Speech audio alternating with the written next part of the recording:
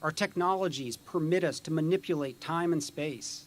They leave distance annihilated, cause things to grow, and improve productivity. In a recent press release, the White House announced that we have new technologies that are meant to stimulate the economy and drive humanity forward. They announced we're entering a new golden era where human ingenuity and inventiveness will no longer be restricted by regulations that are meant to hold back progress.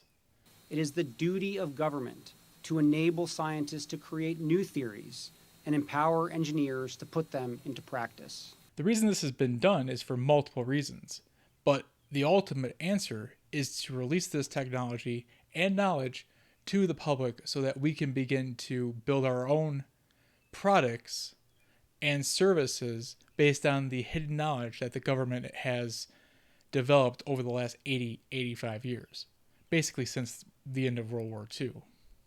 We know, for example, the greatest obstacle in limitless energy in this country has been a regulatory regime opposed to innovation and development. The rumor is that the United States government has gotten itself into a place where it's at least 30 to 40 years ahead of where our current technology is. And some of it isn't even in the public domain whatsoever. This, too, has been the chief barrier to pushing the envelope again in transportation, whether in supersonic aircraft or high-speed rail and flying cars. The time has come to review the rules on the books and to ask whom they really protect and what they really cost. For a future stamped with the American character, the federal government must become an early adopter and avid promoter of American technology. Our innovators make incredible breakthroughs, but consumers, governments included, require products that meet their needs, not just the wide-open country of frontier technology. American progress in critical technologies will make us the global partner of choice and the standard setter to follow if we enable and encourage American companies to distribute the American tech stack around the world. But before we get further into this, I just wanted to invite you to go to my website, adamweichel.com, and sign up for the newsletter so you'll be in the know of when I update or add anything new. Also got some great products and services that I'm trying to offer. In a recent talk by Eric Weinstein, he talked about how we just came out of a century of psychological warfare where countries have been using everyday citizens in each other's nations as political territory or war territory, like you would take a hill on a battlefield. Brain system. This is the concept that we can weaponize the social sciences. Cultural anthropologists, economists, psychologists can be used. We are the terrain. It is no longer the mountains of Afghanistan or the Hindu Kush that we have to map, but we have to map the actual aspects of human nature by clicks and how long you stay on a site, what you care about, what's your behavior on Pornhub. We are available as the terrain for these national security people who do not show their faces. They fight over us. He suggests that part of this was a concerted effort to hide large parts of physics and the development of new physics to prevent our adversaries from beginning to understand how you can use electromagnetic waves and their properties to influence the general environment around you in ways that seem magical. Recently, many of you have seen that Mark Andreessen had a meeting at the White House. And at that meeting, something fantastic was revealed. The Biden White House told him that they had stagnated deliberately fields of theoretical physics. Read that quote. It should send chills down your spine. That quote being, they said, well, you know, during the Cold War, we classified entire areas of physics and took them out of the research community. Entire branches of physics basically went dark and didn't proceed. And if we decide we need to, we're going to do the same thing underneath AI. For instance, if you look at the work of a man named Tom Bearden, you can see in his works like gravitobiology, he discusses an inner part of electromagnetic waves, commonly referred to as scalar waves or longitudinal waves. He explains that by understanding that even the up and down waves that we know, the transverse waves, they themselves are composed of multiple, if not unlimited, amounts of longitudinal waves that are creating its general structure. The easiest way to understand this is to look at how the ocean itself behaves. and how waves that ride on top of the ocean and that up and down transverse motion are actually caused by the earth vibrations coming up from the bottom of the ocean. The electromagnetic field operates in this way because when you have two streams of electricity or two frequencies moving through the electromagnetic field and they intersect in a way that they constructively interfere and create new patterns or constructive interference, if they intersect in a way that is called phase conjugate, or their conjugate parts of their waves intersect in a way that they add to each other instead of creating deconstructive interference, you can actually create a little space-time bubble that is able to sustain itself if it's given the proper environment and frequencies to thrive on. And this is how we get back to the technology that they're talking about. Because by encapsulating something within a bubble of electromagnetic charge or an electromagnetic field, you're able to effectively isolate it to some degree from its environment. And as it's talked about in esoteric texts like the Emerald Tablets of Thoth, translated by Doriel, you can see that he talks about how what kills us is actually our electric charge or energy being drained into the planet and then being recycled at the center of the planet before being squeezed out into the planet. These are the common vibrations that we see coming from the center of the core. This is the cause of the mantle inside the planet, and it's why we have an ionosphere around the planet, because the Earth itself is actually a conjugate wave structure that is self-sustaining itself through conjugate waves. These conjugate waves are commonly known as the Schumann resonance cascade, or the Schumann frequencies. And these frequencies are directly tied to how our bodies actually behave. Because it turns out that even if we're off the planet in space, if we do not have this common cascade of frequencies for our body to interact with, we start to go insane. It's as if our conscious mind is directly tied to these natural frequencies coming out of the Earth, which makes sense because we are of the Earth. So while it's possible for us to travel through space, we're going to need to understand how, and we're going to need to understand how we rely on the Earth and what exactly it is we rely on.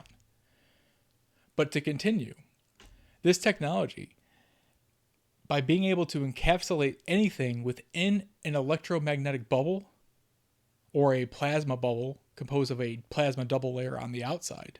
Again, these ideas aren't really new, but they've never been fully explored because of the Cold War and the need of the United States government to maintain technological superiority, even at the behest of its own nation, which is where we are. Again, returning to these encapsulated bubbles.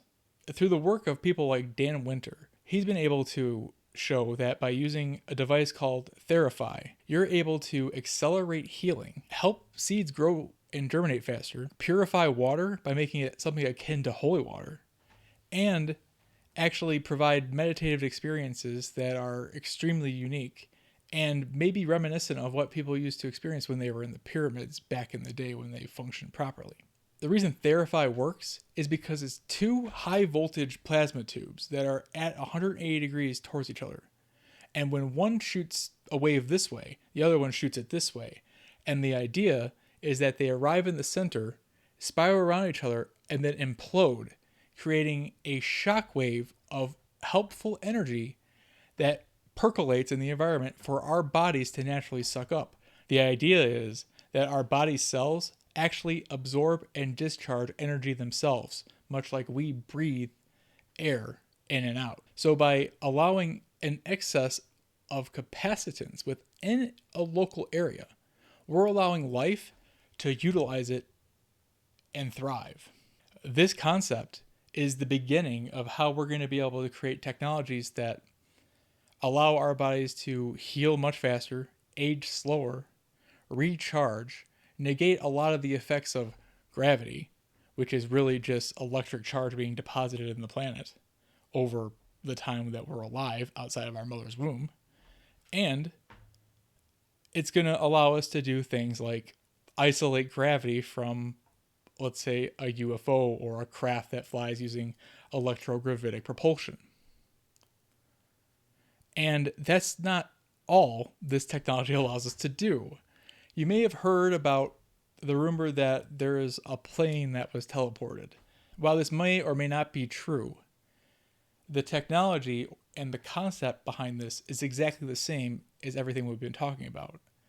And this is where I believe their hint that we can annihilate distance is actually a true statement.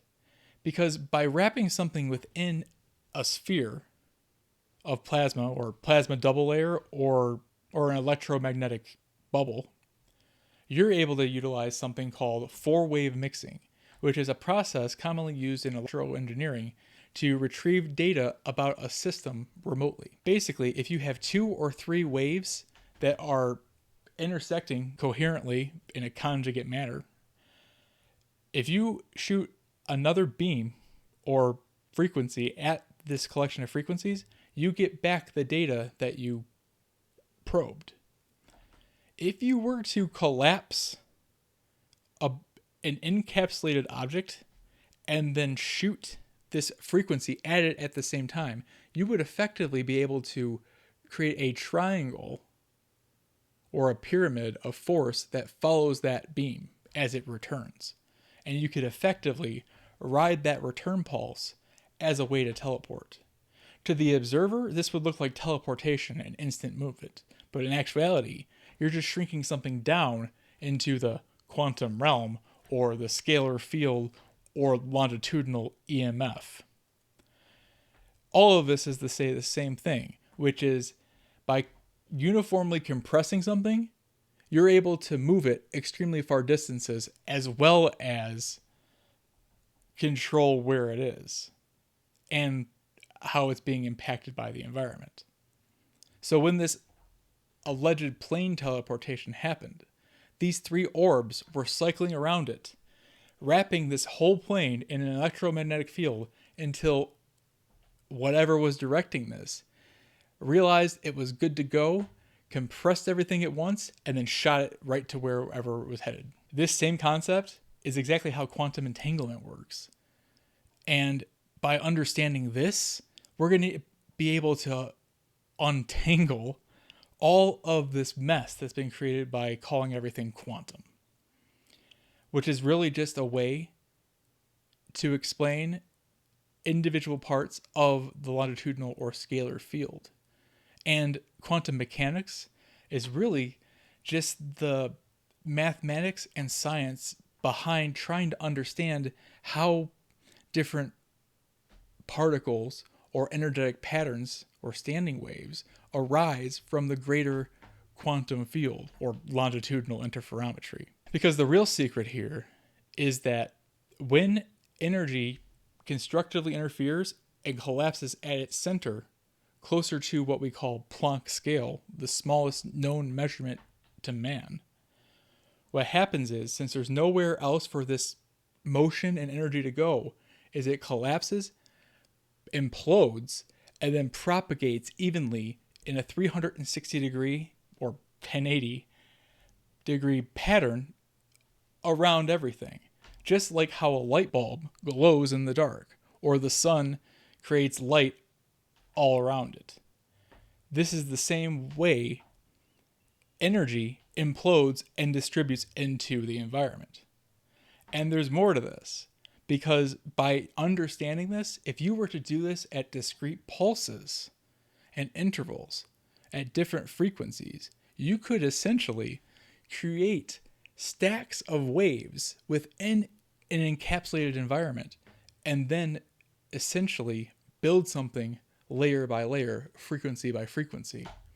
And as long as it was able to sustain its energy, you could create something out of literally thin air. This is the beginning of understanding how we can create something like the Star Trek replicators, or restoring people's lost limbs from accidents. We could even hypothetically learn how to regrow things like teeth and just have them beamed right back into the mouth. There's rumors that the military has already understood how to use this technology in a scanning fashion as well, where we can actually just get an overlay of the longitudinal interferometry within the body, looking for areas that are out of sync compared to what they should be, and then target that area with the proper frequency to recharge it. And since this technology has been hidden and leased out to the best bidder for 85 years, I have no doubt that a lot of this technology is real. And a lot of it is just waiting to be given the green light so that different companies can begin producing consumer versions of it. The issue has been literally originating from the robber barons 120 years ago. Because people like Rockefeller and Morgan didn't understand what they were really doing to our species and were really only trying to create a quick buck. And what's crazy to me is that these men died young. So they didn't even get to witness the true benefits of their crazy schemes to become the kings of the world. I guess it makes sense that for a species like ours, who wars with each other over the silliest things, that some of us would try to take over the entire species. But it was never going to work out. Which brings us back to here and now. Because, like it or not, they failed. And now we're entering a new golden era for humanity. One where we're no longer tethered to the past through debt and the need to work for someone who somehow got more material wealth. But one where we understand that we all have inherent value and what it means to be quantum beings. Because just like how we talked about how that the plane could have teleported, where that plane actually went while it was being teleported is actually the same space that makes up the energetic patterns of our bodies, sometimes referred to as the etheric body, or the more dense form of our aura. And because of this, you may have heard that we're quantum beings, or quantum machines. But it's more deep than that, because in actuality, we're always in quantum coherence with our environment. And it's as our cells cycle through their mitochondria, ATP energy, they're maintaining their entanglement with our reality and the earth. And if you're interested in learning more about this, please check out my website at adamweichel.com and sign up for the newsletter so you could be the first to know when I release new content or any of the products I'm planning on releasing that will help explain how you can utilize this and become an extremely powerful spiritual being just by understanding the mechanics and the divine power you hold. If you have any questions or comments, please feel free to leave a comment. And if you like this video, please consider liking this video, as it all really helps. Thank you. The golden age of American innovation is on our horizon, if we choose it.